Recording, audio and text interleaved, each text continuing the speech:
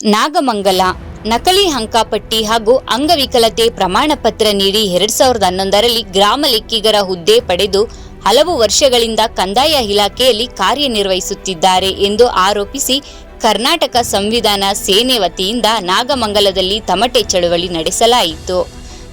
ಕರ್ನಾಟಕ ಸಂವಿಧಾನ ಸೇನೆಯ ರಾಜ್ಯಾಧ್ಯಕ್ಷ ಎಚ್.ಎನ್. ನರಸಿಂಹಮೂರ್ತಿ ನೇತೃತ್ವದಲ್ಲಿ ನಡೆದ ಪ್ರತಿಭಟನೆಯಲ್ಲಿ ಆರೋಪಿತ ಗ್ರಾಮ ಲೆಕ್ಕಿಗರನ್ನು ಕೂಡಲೇ ಹುದ್ದೆಯಿಂದ ವಜಾಗೊಳಿಸಿ ಅವರ ವಿರುದ್ಧ ಪೊಲೀಸ್ ಠಾಣೆಯಲ್ಲಿ ಕ್ರಿಮಿನಲ್ ಪ್ರಕರಣ ದಾಖಲಿಸಬೇಕು ಎಂದು ಒತ್ತಾಯಿಸಲಾಯಿತು. ನಾಗಮಂಗಲ ಪಟ್ಟಣದ ವೈಭವ ಹೋಟೆಲ್ ವೃತ್ತದಿಂದ ತಾಲೂಕು ಆಡಳಿತ ಸೌಧದವರೆಗೆ ತಮಟೆ ಬಾರಿಸುತ್ತಾ ಮೆರವಣಿಗೆ ನಡೆಸಿದ್ದ ಪ್ರತಿಭಟನಾಕಾರರು ಕಂದಾಯ ಇಲಾಖೆ ಹಾಗೂ ಅಧಿಕಾರಿಗಳ ವಿರುದ್ಧ ಧಿಕ್ಕಾರ ಕೂಗಿ ಆಕ್ರೋಶ ವ್ಯಕ್ತಪಡಿಸಿದರು. ಸಂಘಟನೆಯ ಸಂಚಾಲಕ ಲೋಕೇಶ್ ಮೌರ್ಯ ಮಾತನಾಡಿ, ನಿಜವಾದ ಅಂಗವಿಕಲರಿಗೆ ಸಿಗಬೇಕಾದ ಅವಕಾಶಗಳನ್ನು ನಕಲಿ ಅಂಗವಿಕಲತೆ ಪ್ರಮಾಣ ಪತ್ರ ಪಡೆದಿರುವ ಗ್ರಾಮ ಲೆಕ್ಕಿಗರು ವಂಚಿಸಿದ್ದಾರೆ ಎಂದು ಆರೋಪಿಸಿದ್ದರು.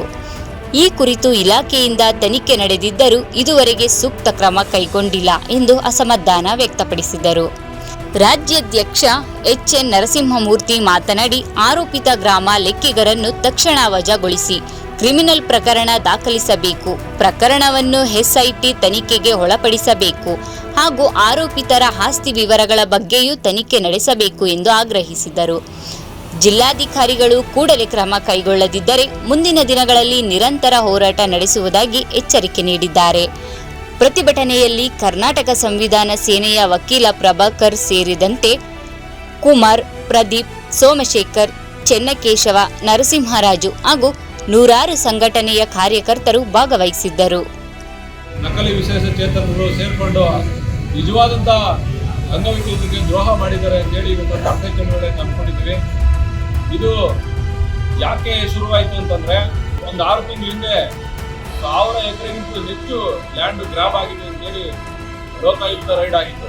ಆ ರೈಡಲ್ಲಿ ಹೆಚ್ಚು ಈ ಜಮೀನನ್ನ ಅಕ್ರಮವಾಗಿ, ಸರ್ಕಾರಿ ಜಮೀನನ್ನ ಅಕ್ರಮವಾಗಿ ಖಾತೆ ಮಾಡಿದ್ದಕ್ಕೆ ಮೂಲ ಕಾರಣಗಳು ಇವರು ಏನು ನಕಲಿ ವಿಗಳು.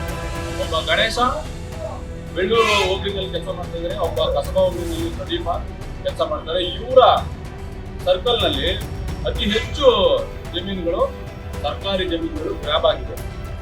ಇದಕ್ಕೆ ನಾವು ಮೂಲ ಹುಡುಕ್ತಾ ಹೋದಾಗ ಇವರು ಏನಾಗಿದೆ, ಈ ನಕಲಿ ವಿಗಳದ್ದು ಒಂದು 7-8 ಹೋರಾಟ ನಡೀತಾ ಇದೆಯಲ್ಲ, ಇವ್ರನ್ನ ಡಿಸ್ಮಿಸ್ ಮಾಡ್ತದೆ ಸರ್ಕಾರ, ಜಿಲ್ಲಾಡಳಿತ ಡಿಸ್ಮಿಸ್ ಮಾಡುತ್ತೆ ಅಂತ ಹೇಳಿ ಗೊತ್ತಾಗಿ ಅವ್ರು ಏನ್ ಮಾಡಿದ್ದಾರೆ ಅಂತಂದ್ರೆ, ಹೆಚ್ಚೆಚ್ಚು ದುಡ್ಡು ಮಾಡ್ಕೊಬಿಡೋಣ ಅಂತ ಹೇಳಿ ಯಾರೋ ಜಮೀನು ಆಸೆಗೆ ಬಿದ್ದು ಜನರು ನಮ್ಗೆ ಜಮೀನು ಸಿಗುತ್ತೆ 2 ಎಕರೆ, 4 ಎಕರೆ, 6 ಎಕರೆ, 10 ಎಕರೆ ಇದಕ್ಕೆಲ್ಲ ಬಂಡವಾಳ ಹಾಕಿದ್ದಾರೆ. ಆ ಬಂಡವಾಳ ಯಾರ ಹತ್ರ ಇದೆ ಅಂತಂದ್ರೆ, ತಹಸೀಲ್ದಾರ್ ಹೋಗಿದೆಯೋ ಗೊತ್ತಿಲ್ಲ, ಅವರು ಟ್ರಾನ್ಸ್ಫರ್ ಆಗಿದ್ದಾರೆ, ಹಳೆ ತಹಸೀಲ್ದಾರು. ಅವರು ಏನ್ ಹೇಳಿದೆ, ತಾಳಿಪಟ್ಟೆ ಅಂತ ಈ ಸರ್ಕಾರ ಇನ್ನು ಗಂಭೀರವಾಗಿ ಗಮನಿಸ್ಬೇಕು. ಆ ತಾಳಿಪಟ್ಟೆ ಅನ್ನೋ ಗ್ರಾಮ ಫುಲ್ ಫ್ರಾಡ್ ಮಾಡಿಕೊಂಡು ನೌಕರಿ ಗಿಟ್ಟಿಸ್ಕೊಂಡಿರೋ ಸಾಧ್ಯತೆಗಳು ಹೆಚ್ಚಿದೆ. ನನಗೆ ಬಂದಿರೋ ಮಾಹಿತಿ ಪ್ರಕಾರ ಎಲ್ಲ ಇಲಾಖೆ ದಾಖಲಾತಿ ನನ್ನ ಹತ್ರ ಇದೆ. ಏನು ಈ ನಕಲಿ ಅಂಗವಿಕಲರು ಇದನ್ನೆಲ್ಲರೂ ಗಂಭೀರವಾಗಿ ಪರಿಗಣಿಸಿ ಇವ್ರ ಮೇಲೆ ಕ್ರಮ ಕೈಗೊಳ್ಳಿ, ಇಡೀ ರಾಜ್ಯದಲ್ಲಿ ಎಲ್ಲೆಲ್ಲಿದ್ದಾರೆ ಅವ್ರನ್ನ ತೆಗೆದಾಕಿ ಅಂತ ಹೇಳಿ ಈ ಸಂದರ್ಭದಲ್ಲಿ ಆಹ್ವಾನ ಮಾಡ್ತೀನಿ. ನಿಮ್ಗೆ ಎಷ್ಟು ದಿನ ಟೈಮ್ ಬೇಕು ಹೇಳ್ಬೇಕು, ಯಾವತ್ತು ವಜಾ ಮಾಡ್ತೀನಿ ಅಂತ ಹೇಳ್ಬೇಕು. ಕರುನಾಡು ಟೈಮ್ಸ್ ಚಾನೆಲ್ನಲ್ಲಿ ಸುದ್ದಿ ಮತ್ತು ಜಾಹೀರಾತು ನೀಡಲು ಈ ನಂಬರ್ಗೆ ಕರೆ ಮಾಡಿ.